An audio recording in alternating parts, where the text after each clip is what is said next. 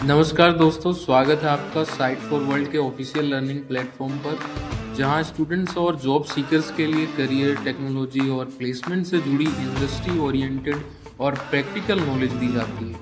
अगर आप अपनी स्किल्स को नेक्स्ट लेवल तक ले जाना चाहते हैं, तो आप बिल्कुल सही जगह पर आए हो। चलिए शुरू करते हैं आज का इम्पोर्टेंट सेशन। नमस्ते स्टूडेंट्स। आज का टॉपिक है प्रोग्रामिंग एरर्स। आप रेडी हो? फोकस मोड ऑन है ना? मोबाइल साइड में रख दिया? स्क्रीन पे पूरा ध्यान है? चलो शुरू करते हैं। तो आज हम लोग कोड में होने वाली कॉमन गलतियों को बिल्कुल सिंपल भाषा में समझेंगे। देखो, ये बात मैं नहीं कह रहा। ये एक बहुत बड़े कंप्यूटर साइंटिस्ट एलन पर्लस ने कही थी। इसका सीधा सा मतलब है कि बिना गलती के कोड लिखना प्रैक्टिकली इम्पॉसिबल है। तो एरर्स आना, बग्स मिलना, ये कोडिंग जर्नी का हिस्सा है। घबराना बिल्कुल नहीं है। हर एरर एक्चुअली एक नया लेसन है। अच्छा, तो आज हम क्या क्या कवर करेंगे? बेसिकली हम कोड की पूरी लाइफ जर्नी देखेंगे। सबसे पहले ये समझेंगे कि एरर्स आना नॉर्मल क्यों है। फिर आएंगे सिंटैक्स एरर्स पर, जो कोड लिखते वक्त ही आ जाते हैं। उसके बाद कंपाइलर एरर्स, जब कंप्यूटर कोड को समझने की कोशिश करता है। फिर जब कोड रन होता है तब आने वाले रन टाइम और लॉजिक एरर्स। और सबसे एंड में इन सबसे लड़ने के लिए आपका एरर फिक्सिंग टूल किट। एक बात माइंड में बिल्कुल सेट कर लो, चाहे कोई फ्रेशर इंटर्न हो या 10 साल एक्सपीरियंस वाला सीनियर डेवलपर, बग्स सबकी लाइफ में आते हैं। ये प्रोग्रामिंग का यूनिवर्सल रूल है। इसलिए बग को प्रॉब्लम नहीं, एक पजल समझो, जिसको सॉल्व करके आपकी स्किल ही इंप्रूव होगी। चलो, तो सबसे पहले टाइप की गलती से मिलते हैं सिंटैक्स एरर। ये वो एरर है जो आपको कोड लिखते लिखते ही मिल जाती है। इसको आप अपने कोड का ग्रामर चेक मान सकते हो। जैसे इंग्लिश में ग्रामर होता है, वैसे ही कोड का सिंटैक्स होता है। इसको और आसान बनाते हैं। देखो, जैसे हम इंग्लिश या हिंदी में कोई सेंटेंस लिखते हैं और उसमें फुल स्टॉप या कॉमा लगाना भूल जाते हैं या स्पेलिंग गलत लिख देते हैं, तो वो एक ग्रामर मिस्टेक हुई, राइट? बिल्कुल वैसे ही हर प्रोग्रामिंग लैंग्वेज के अपने ग्रामर रूल्स होते हैं। अगर सेमीकोलन मिस कर दिया या प्रिंट की स्पेलिंग प्रिटिन लिख दी, तो कंप्यूटर बेचारा कंफ्यूज हो जाता है। इसी कंफ्यूजन को हम कहते हैं सिंटैक्स एरर। चलो एक लाइव एग्जांपल देखते हैं। स्क्रीन पर एक छोटा सा पाइथन कोड है जो 0 से 4 तक नंबर्स प्रिंट करेगा, लेकिन ये कोड चलेगा नहीं। इसमें एक सिंटैक्स एरर है।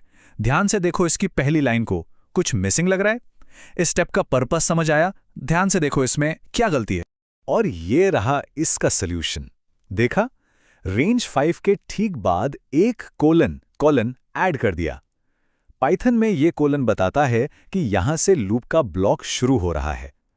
बस इतनी सी चीज, लेकिन सिंटैक्स के लिए बहुत जरूरी है। इसे ऐड करते ही एरर गायब। ठीक है, तो हमने कोड लिख लिया, सिंटैक्स भी चेक कर लिया। अब अगला स्टेप क्या है? अब कंप्यूटर इस कोड को अपनी भाषा में समझेगा। इस प्रोसेस को कहते हैं कंपाइलेशन। और अगर यहां कोई प्रॉब्लम आती है तो उसे कहते हैं कंपाइलर एरर। तो ये कंपाइलेशन प्रोसेस, जो थोड़ा टेक्निकल लगता है, इन 4 सिंपल स्टेप्स में होता है। प्री प्रोसेसिंग, जहां जरूरी फाइल्स इंक्लूड होती हैं। ट्रांसलेटिंग, जहां आपका कोड असेंबली लैंग्वेज में कन्वर्ट होता है। फिर असेंबलिंग, जहां वो मशीन कोड यानी जीरोज और वंस में बदलता है। और लास्ट में लिंकिंग, जहां सब टुकड़े जुड़कर एक फाइनल प्रोग्राम बनता है। फोकस बना हुआ है? स्पीड ठीक है या फास्ट लग रहा है? तो ये कंपाइलर आखिर है क्या? एकदम सिंपल शब्दों में, कंपाइलर एक ट्रांसलेटर है। ये आपके लिखे हुए हाई लेवल कोड को, जिसे हम समझते हैं, उसको लो लेवल मशीन कोड में यानी 0 और 1 की भाषा में कन्वर्ट करता है, जिसे सिर्फ कंप्यूटर का प्रोसेसर समझता है। बेसिकली आपके और कंप्यूटर के बीच का ब्रिज। अच्छा, कंपाइलर का एक भाई भी होता है जिसका नाम है इंटरप्रेटर। दोनों में फर्क क्या है? देखो, कंपाइलर पूरे प्रोग्राम को एक साथ स्कैन करके सारी गलतियां एंड में बताता है, जबकि इंटरप्रेटर लाइन बाय लाइन चलता है। जैसे ही पहली गलती मिली वो वहीं रुक जाता है। इसलिए इंटरप्रेटर में गलती ढूंढना थोड़ा आसान होता है। लॉजिक समझ आया या सिर्फ देख रहे हो? बहुत बढ़िया, आपका कोड कंपाइल हो गया, कोई एरर नहीं।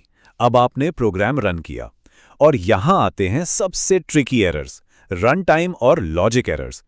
इन्हें साइलेंट किलर्स इसलिए कहते हैं क्योंकि ये कोड लिखते वक्त या कंपाइल करते वक्त नहीं पकड़े जाते। ये तब आते हैं जब प्रोग्राम चल रहा होता है। चलो एक सिचुएशन सोचो। आपने एक कैलकुलेटर बनाया, प्रोग्राम मस्त चल रहा है, क्रैश नहीं हो रहा, पर वो 2 + 2 का आंसर 5 दे रहा है। ऐसा क्यों? क्या हुआ?